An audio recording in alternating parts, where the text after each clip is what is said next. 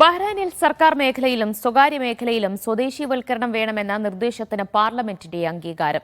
സ്വകാര്യ സ്കൂളുകളിൽ സ്വദേശി അധ്യാപകരെ നിയമിക്കാനുള്ള നിർദ്ദേശത്തിനും പാർലമെന്റ് അംഗീകാരം നൽകി. തുടർ അനുമതികൾക്കായി നിർദ്ദേശം മന്ത്രിസഭയ്ക്ക് വിട്ടു. രാജ്യത്തെ തൊഴിലില്ലായ്മ നിരക്ക് കുറക്കാനും സ്വദേശികളുടെ പ്രാതിനിധ്യം തൊഴിൽ മേഖലയിൽ വർദ്ധിപ്പിക്കാനുമുള്ള ആവശ്യത്തിന്റെ തുടർച്ചയായാണ് പൊതുമേഖലയിലും സ്വകാര്യ മേഖലയിലും സ്വദേശിവൽക്കരണം നടപ്പിലാക്കണമെന്ന പുതിയ നിർദ്ദേശം പാർലമെന്റിൽ എംപിമാർ മുന്നോട്ട് വെച്ചത്. ബഹ്റൈനിലെ സ്വകാര്യ സ്കൂളുകളിൽ സ്വദേശി അധ്യാപകരെ നിയമിക്കാൻ ആവശ്യപ്പെട്ടും എംപിമാർ നിർദ്ദേശം സമർപ്പിച്ചിരുന്നു.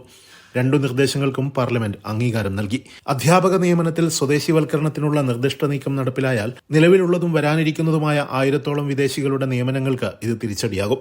നിലവിൽ 85% പൊതുമേഖലാ സ്ഥാപനങ്ങളിൽ സ്വദേശിവൽക്കരണം പൂർണ്ണമായി നടപ്പിലായിട്ടുണ്ടെങ്കിലും രാജ്യത്തെ സ്വദേശികളുടെ തൊഴിലില്ലായ്മ നിരക്ക് പരിഹരിക്കാൻ സാധിച്ചിട്ടില്ലെന്നും പൊതുമേഖലയിൽ സ്വദേശിവൽക്കരണ ശ്രമങ്ങൾ ശക്തമാക്കണമെന്നുമാണ് എംപിമാരുടെ ആവശ്യം. സ്വകാര്യ മേഖലയിലും സ്വദേശികൾക്ക് മികച്ച തൊഴിലവസരങ്ങൾ നൽകുകയും പ്രവാസികളുടെ റിക്രൂട്ട്മെന്റ് അനിവാര്യ സന്ദർഭങ്ങളിൽ മാത്രമാക്കുകയും വേണം.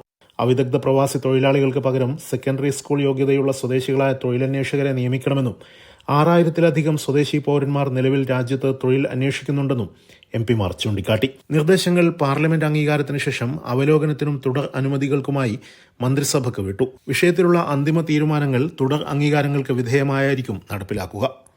Siraj Pallikkara, media 1, Bahrain.